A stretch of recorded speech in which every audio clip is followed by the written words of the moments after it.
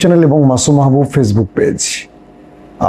রাতের লাইভ সেশনটিতে আমি সেইভাবে আপনাদের সামনে হাজির হতে পারছি না, তো চেষ্টা করছি অ্যাজ লাইভ টাইপের একটা ভিডিও দিতে, মানে লাইভের মতোই বাট অ্যাজ লাইভ টাইপের করছি। আমার কাছে আমেরিকা ইরানের বেশ কিছু ব্রেকিং খবর আছে, সংক্ষিপ্ত সময় খবরগুলো আপনাদের দিতে চাই।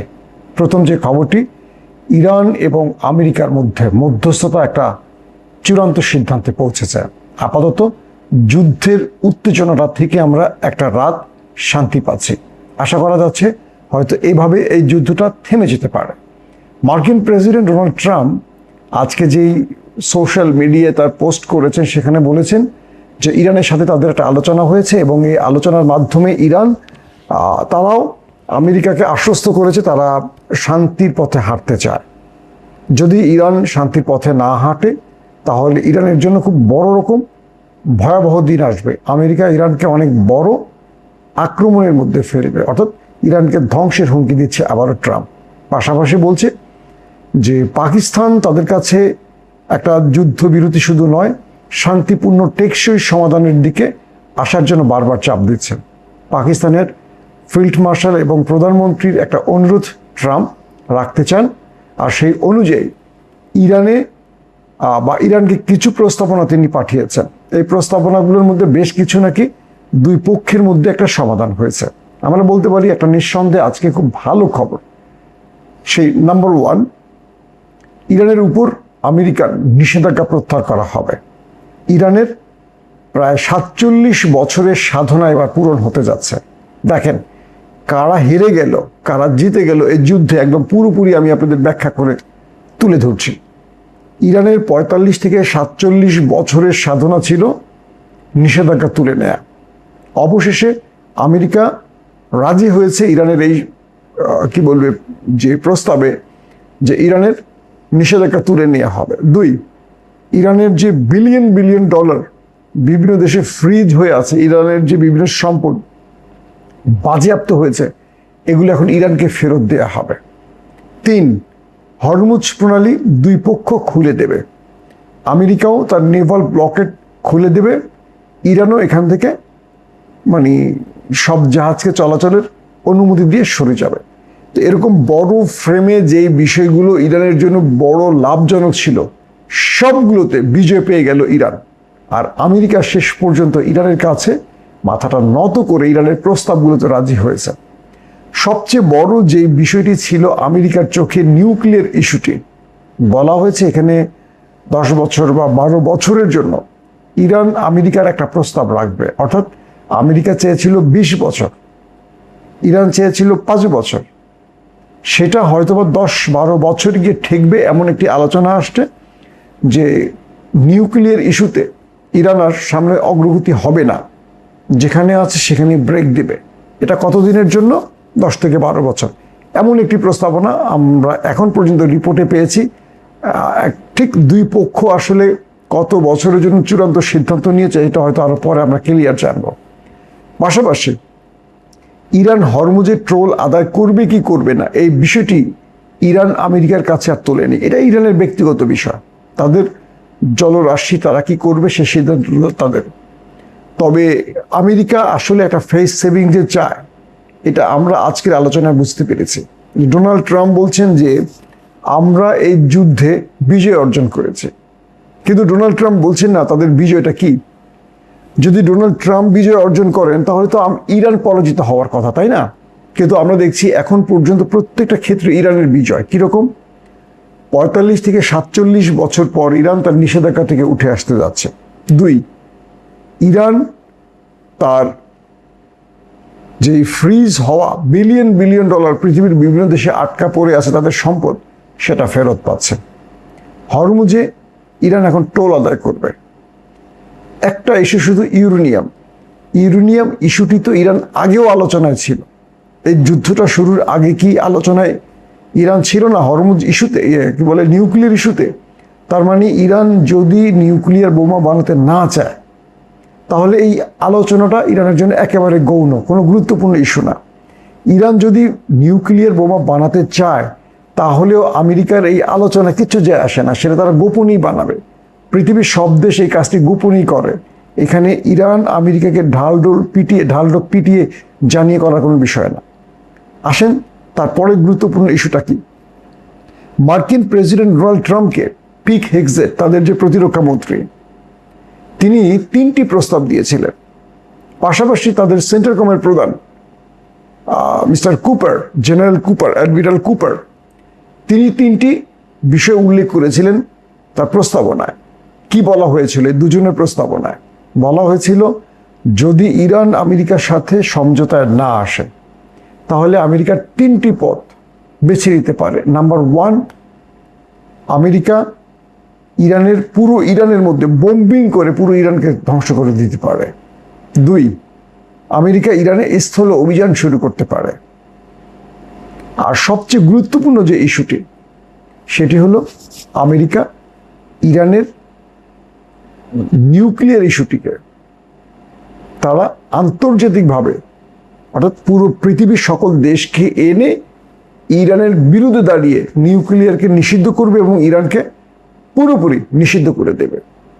অর্থাৎ 1 নম্বর ইস্যুটি কি, আন্তর্জাতিকভাবে ন্যাটোকে নিয়ে, আদার্স কান্ট্রিকে নিয়ে ইরানের বিরুদ্ধে দাঁড়াবে আমেরিকা। সব দেশ এক হয়ে ইরানের বিরুদ্ধে যাবে, ইরানকে নিষেধাজ্ঞা দেবে, ইরানকে সব রকমভাবে একঘরে করে দেবে। 2 নম্বর কি, 2 নম্বর পুরো ইরানে বোম্বিং করে ইরানকে ধ্বংস করে দেয়া। আর 3 নম্বর ইস্যুটি কি, 3 নম্বর ইস্যুটি হলো ইরান মানে স্থল বাহিনী নামে ইরানকে পুরোপুরি দখলে নেয়া। তো আমেরিকার এই 3টি প্রস্তাবের একটিও আমেরিকা করতে পারেনি।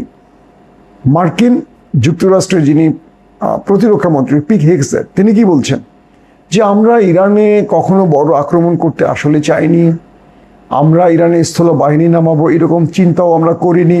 আমরা চিন্তা করেছি যে হরমুজ প্রণালীটা কিভাবে খুলে দেওয়া যায়, কারণ হরমুজের জন্য জ্বালানি ক্ষেত্রে বিশাল ধস নেমেছে, তেলের দাম বেড়ে গেছে, পৃথিবীর বিভিন্ন দেশ হয়রানির মধ্যে আছে। মূলত আমরা এসছিলাম হরমুজ খুলে দেওয়ার জন্য, ইরানের বিরুদ্ধে বড় অভিযান চালাতে না। তার মানে কি, ইরানের কাছে একটা বড় রকম ধরা খেয়ে তারা সুর পরিবর্তন করে ফেলেছেন পিট হেগসেট।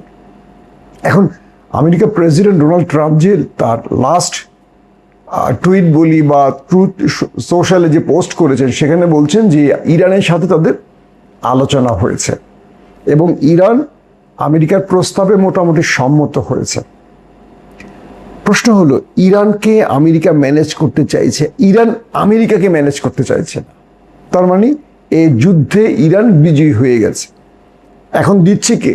1, সকল নিষেধাজ্ঞা প্রত্যাহার। এটা কার পক্ষে গেল? ইরানের পক্ষে গেল। বিলিয়ন বিলিয়ন মার্কিন ডলার যেটা পৃথিবীর বিভিন্ন ব্যাংকে, বিভিন্ন দেশে ইরানের সম্পদ আটকা পড়ে আছে, জব্দ করা আছে, এটা এখন ওপেন হয়ে যাবে, ইরান এটা ফেরত পাবে। এটা কার লাভ হলো? ইরানের। হরমুজের টোল আদায় ইরান করবে, তার মানে প্রতি বছর ইরান বিলিয়ন বিলিয়ন ডলার আয় করবে। এখন হরমুজ প্রণালী থেকে কার লাভ হলো? ইরানের। আমেরিকার লাভটা কোথায়? আমেরিকার লাভটা হলো আমেরিকা কোনো রকম মুখ রক্ষা করে এখন ইরানের হাত থেকে বেঁচে গিয়ে তার দেশকে বোঝাবে, বা মধ্যবর্তী নির্বাচনে ডোনাল্ড ট্রাম্প জাতিকে বলবে আমরা একটা বড় বিজয় পেয়েছি। জাতি এই বিজয় দেখবে না, কিন্তু এই বিজয়টা তারা প্রকাশ করবে। এখন একটা ছোট উদাহরণ দিই। আমার এক সাংবাদিক বন্ধু পাকিস্তানের ইমরান, তার সাথে হোয়াটসঅ্যাপে কথা হচ্ছিল, তিনি খুব চমৎকার করে আমাকে একটা গল্প শোনালেন। আমি আপনাদের সেই গল্পটা শোনাই। তিনি বলছেন আমেরিকার অবস্থাটা হলো এরকম যে কোনো একটা মানুষের সম্পদ দখলে গেছে একটা গুন্ডা বাহিনী, মন দিয়ে শুনবেন। তো ওই গুন্ডা বাহিনী বা সন্ত্রাসী গ্রুপ তারা কোনো একটা জমি দখল করতে গেছে বা বাড়ি দখল করতে গেছে। তো দখল করতে গিয়ে তারা ওই এলাকাবাসীর ধোলাই খেয়েছে চরম আকারে। তো ধোলাই খাওয়ার পর তারা জুতা মুতা রেখে পালায় গেছে। তো জুতা টুতা রেখে যখন পালায় গেছে, তখন তারা তৃতীয় পক্ষের মাধ্যমে একটা মধ্যস্থতা করতে চাচ্ছে জুতোটা ফেরত নেওয়ার জন্য। তো আমেরিকার অবস্থাটা হলো যে আমেরিকা এখন পাকিস্তান বা বিভিন্ন দেশের কাছে গিয়ে বলছে আমরা তো যুদ্ধে মারটা খাইছি, আমাদের জুতোটা যেন ফেরত দেয় ইরান। তো ডোনাল্ড ট্রাম্প এই যে আলোচনার নামে বিভিন্ন দেশের কাছে যাচ্ছে, যেমন আজকে ইরানের পররাষ্ট্রমন্ত্রী চীন সফরে আছেন, 14-15 তারিখ এই মাসে ট্রাম্প যাচ্ছেন আবার চীনে।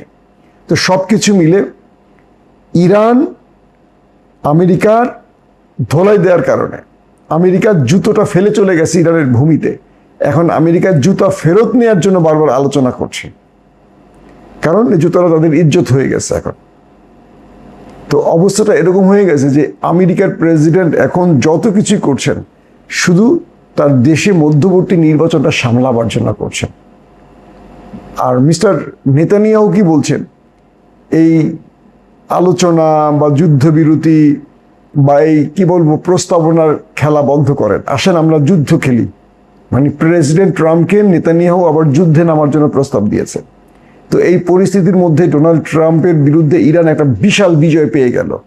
যদি সব ঠিক থাকে আগামীকালকের মধ্যে হয়তো আমরা অনেক কিছুই স্পষ্ট দেখব। ট্রাম্প যেটি বলছেন যে আমেরিকা ইরানের মধ্যে আলোচনা হয়ে গেছে, ইরানের পক্ষ থেকে কিছু ইঙ্গিত পাওয়া যাচ্ছে। ইরান যদি এই বিষয়গুলো সম্মত হয়ে যায়, ইনশাআল্লাহ আগামী কালকে থেকে হরমুজ প্রণালী আমরা দেখব আস্তে আস্তে মুক্ত হয়ে যাচ্ছে, পৃথিবী স্বাভাবিক হবে। আর যদি আমেরিকার প্রেসিডেন্ট ডোনাল্ড ট্রাম্প আবার হুট করে কোনো কুরাজনীতি করেন, কোনো কূটচক্রে নেতানিয়াহুর ফাঁদে পড়ে যান, তাহলে এবার নির্ঘাত আমেরিকার একটা বড় পরাজয় হবে। কারণ ইতিমধ্যে আমেরিকার ইরানের কাছে পরাজয় হয়ে গেছে। নাকি খত দিয়ে আমেরিকা ইরানের সাথে আলোচনা করে এই কয়েকটি বিষয় মোটামুটি সমাধান করতে পেরেছে। ইরান শেষ পর্যন্ত আমেরিকার সাথে বসেনি, ইরান বসতে চায়ওনি, বসেওনি। আমেরিকা বারবার চেয়েও ব্যর্থ হয়েছে। এখন আমরা দেখতে চাই হরমুজ প্রণালী আস্তে আস্তে ক্লিয়ার হয়ে যাক। ইরানকে আমেরিকা যে প্রস্তাবনাগুলো লাস্টে দিয়েছে যে এইটা ইরানকে ছাড় দিবে, এটা ক্লিয়ার হয়ে যাক, মানে এই সমাধানগুলো হয়ে যাক। ইরান যদি তার ফ্রিজ হওয়া অর্থ ফেরত পায়, আর ইরান যদি তার উপর থেকে নিষেধাজ্ঞা প্রত্যাহার করে নেওয়া হয়, তাহলে এই ইরান আগামী 10 বছরের মধ্যপ্রাচ্যের যে কোনো দেশকে ছাড়িয়ে যাবে এবং পৃথিবীতে তেলের বাজার মানে আস্তে আস্তে বলো তেলের দামটা কমে যাবে। কারণ ইরানকে নিষেধাজ্ঞা দেওয়ার জন্য পুরো লোডটা পড়তো মধ্যপ্রাচ্যে, আরব রাষ্ট্রে। এখন ইরান তার তেল গ্যাস যখন বিশ্ববাজারে ছাড়বে, তখন রেট অটোমেটিক কমে যাবে। তার মানে এই যুদ্ধ হয়তো আমাদেরকে একটা স্বস্তিও দিতে পারে। এবং ইরান তেল বা গ্যাসের বাজারে আসা মানে মধ্যপ্রাচ্য তার কন্ট্রোল একক হাতে রাখতে পারবে না। ইরানের অর্থনীতির চাকা এখন টান টান করে উপরের দিকে চলে যাবে। অর্থাৎ এই যুদ্ধ ইরানকে অনেক কিছু দিয়েছে, শুধু ধ্বংস নয়, অনেক বিজয় এবং সাফল্য দিয়েছে।